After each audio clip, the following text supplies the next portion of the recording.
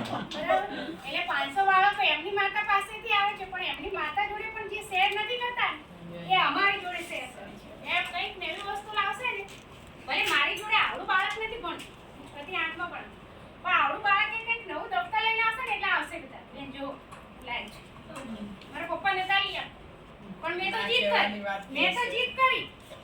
મમ્મીએ કીધું ના લઈ લેવાનું છે.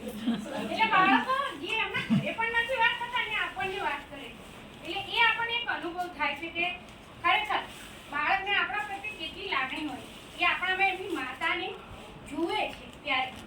હવે મારી માતા વિશે વાત કરું તો હું 4 વર્ષની હતી ત્યારે પિતા ઓફ થઈ ગયા અને 4 ભાઈ બહેન, પણ માતાએ ખૂબ સ્ટ્રગલ કરી અને અત્યારે 4 ભાઈ બહેન ગવર્મેન્ટ જોબ કરીએ છીએ. એટલે અમને માટે તો ખૂબ માન છે.